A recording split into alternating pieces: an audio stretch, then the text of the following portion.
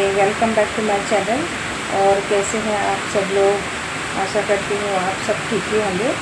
और आज है ना, मैं ऐसे कहीं गई थी तो वहाँ पर है ना, इस एक हिंदू लेडी बैठी थी मेरे बगल में। तो वो क्या बोली कि अगर सच में आपका जो यीशु है यानी जीसस क्राइस्ट, वो अगर सच्चा होता तो वो सूली पे क्यों चढ़ा? वो उस वक्त अपने आप को क्यों नहीं बचाया? और वो इतने कोड़े सहे उसने, और बहुत सारे प्रश्न उसने किए कि इन मीन्स उसको पूछना था कि यीशु जो है, आप लोग बोलते हैं भगवान है, तो उसने अपने आप को क्यों नहीं बचाया? तो मैंने उसको जवाब दे दिया। वो ये था कि मैंने कहा ये तो भगवान का प्लान है। जैसे प्रभु श्री राम, देखिए हाँ, प्रभु श्री राम हम लोगों को बताया गया कि कोई भी हो उसका रिस्पेक्ट करो, न कि उसकी अवहेलना करो यानी उनको इंसल्ट करो। हम लोग जितने भी भगवान होते हैं हम लोग उसको रिस्पेक्ट करते हैं। भले हम उनकी पूजा नहीं करते हैं, लेकिन हम जीसस को मानते हैं, होली स्पिरिट को मानते हैं, गॉड द फादर को मानते हैं। लेकिन दूसरे जो हैं हिंदूज, आप लोगों के जो हिंदूज गॉड है, मुस्लिम गॉड है, हम लोग उनको रिस्पेक्ट करते हैं। उनको कभी कुछ बुरा भला नहीं कहते हैं, उनको रिस्पेक्ट करते हैं। अब उस लेडी ने जो सवाल उठाया कि ऐसा है कि यीशु प्रभु ने अपने आप को क्यों नहीं बचाया, तो मैंने उनको 2-4 शब्द में ही मैंने उनको बोला कि प्रभु रामचंद्र जो है, प्रभु राम, वो भी एक अवतार थे, भगवान थे। तो उन्होंने अपने आप को 14 साल के वनवास किया। उन्होंने वो वनवास से अपने आप को क्यों नहीं बचाया? वो तो राजा दशरथ के पुत्र थे, उनके हाथ में पावर थी, सत्ता थी। वो कह सकते थे कि मैं नहीं जाऊंगा, लेकिन उन्होंने अपना पुत्र धर्म जो होता है वो निभाया। मीन्स उन्होंने अपने फादर यानी पिताजी का रिस्पेक्ट किया, जिसमें हम लोग में 10 कमांडमेंट में एक जो कमांडमेंट है उसमें लिखा है कि ऑनर या फादर एंड मदर, यानी अपने पिताजी और माँ को रिस्पेक्ट करो। तो प्रभु रामचंद्र ने अपने पिता को रिस्पेक्ट किया। उन्होंने कहा था कि आपको 14 साल वनवास में जाना होगा, तो उन्होंने निभाया 14 साल। वो भगवान थे, वो अपने आप को बचा सकते थे, वो बोल सकते थे कि मैं क्यों जाऊँ, मैं तो भगवान है। लेकिन ये प्लान था, वो अवतार थे। और वो सब लिखित होता है कि ऊपर से उनको क्या करना है जाके धरती पे। तो 14 साल उन्होंने काटे, फिर जो आए हैं।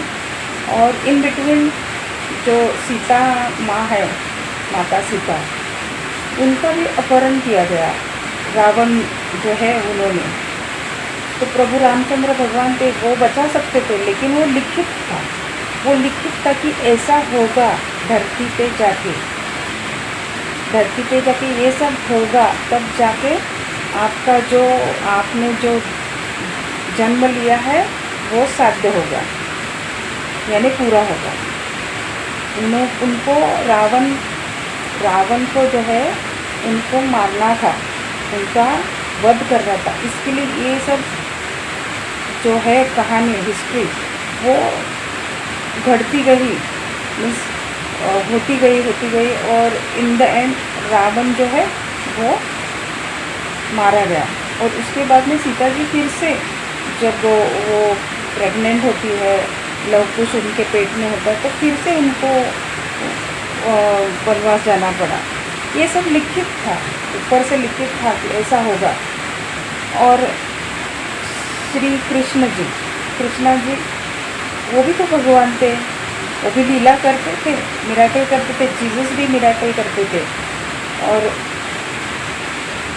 श्री कृष्ण भी लीला ही रचाते थे, मीन्स लीला करते थे।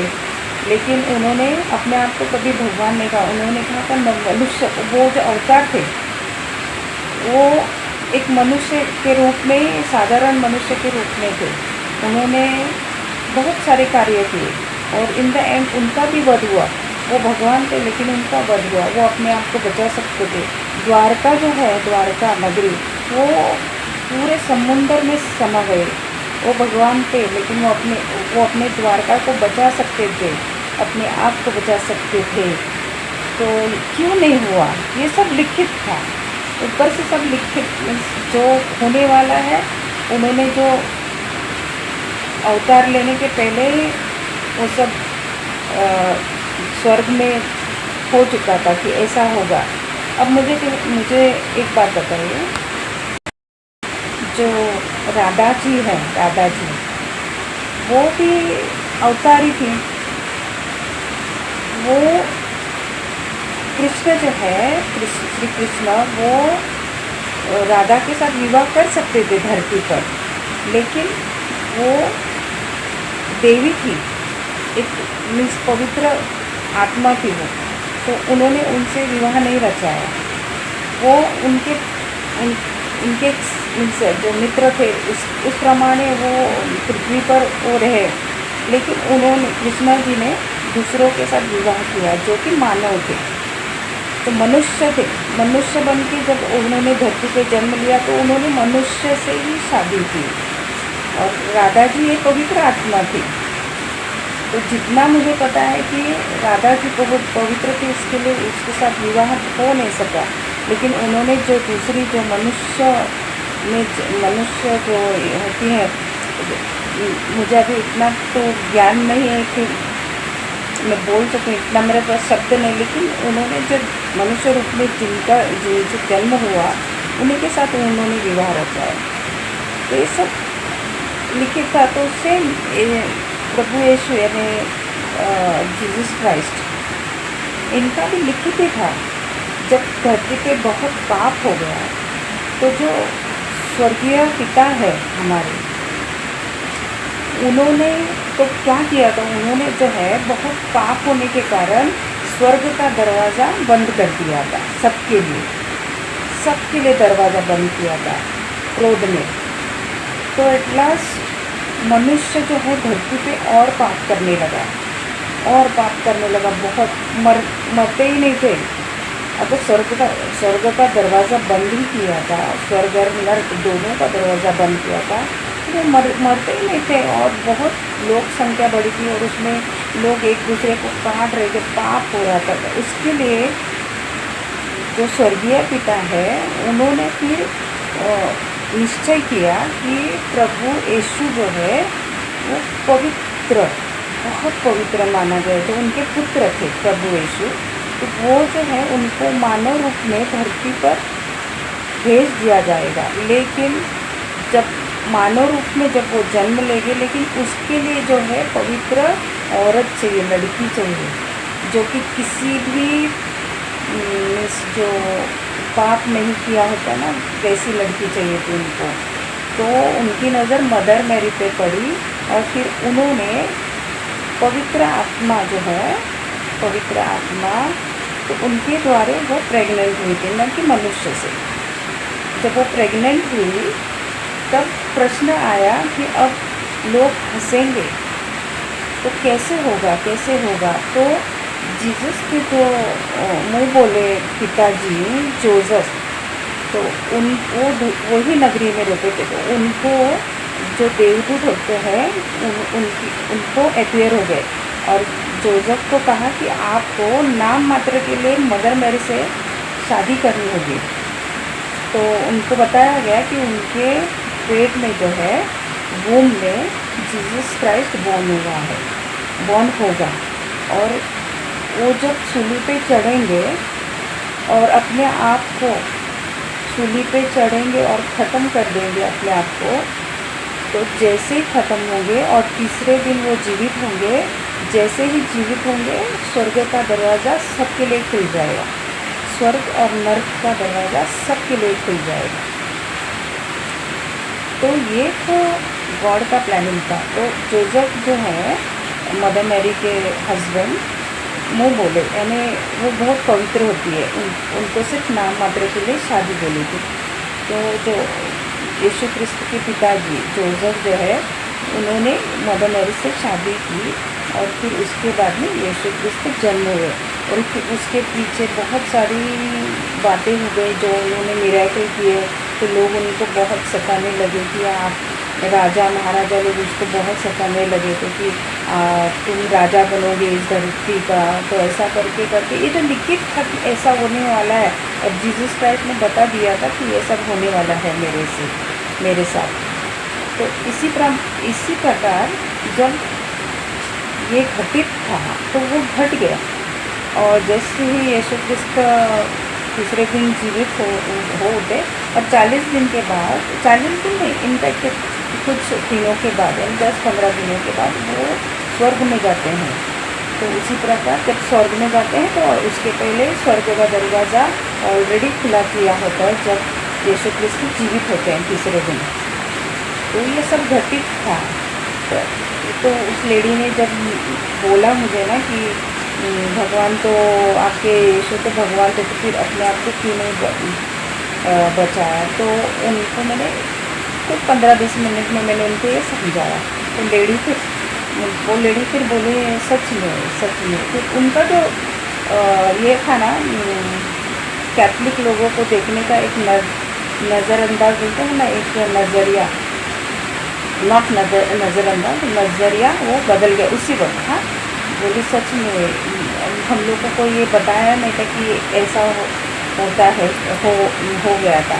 मैंने नहीं, ये ऐसा घटित होता है, ये सब लिखित होता है ऊपर से, और नीचे वो घट जाता है उधर पृथ्वी पे। तो वो तो फिर वो खुश हो गए। तो इसी प्रकार है ये जो स्टोरी है।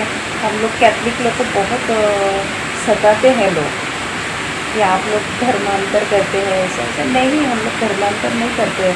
हम लोग तो बोलते हैं ना, यीशु क्रिस्त जीवन बदलता है, जीवन बदलता है। बहुत सारे मिरेकल हो गए हैं, लेकिन लोगों को पता नहीं है कि अभी भी मदर मैरी के जो स्टैचूज होते हैं उनके आंखों से आंसू आ जाते हैं। जीसस क्राइस्ट के मिरेकल हो रहे हैं आजकल, ये सब हो रहे हैं। तो और जो आप लोग कहते हैं ना कि आजकल औरतें जो काट छाट रही है अपने पतियों को, ये सब लिखित है, बाइबल में लिखा हुआ है कि बीवियाँ अपने पतियों को मार डालेंगी, ऐसा लिखा हुआ है। इंसान को नहीं देखेगा, इंसान को इतना नफरत करेगा कि आपस में काट के खा जाएंगे, ऐसा सब कुछ लिखा हुआ है। तो जीसस बोले हैं कि मेरा शब्द दुनिया यहाँ की वहाँ हो जाएगी, लेकिन मैंने लिखा हुआ और बोला हुआ जो है वो सच होगा, पत्थर की लकीर। तो ऐसा है।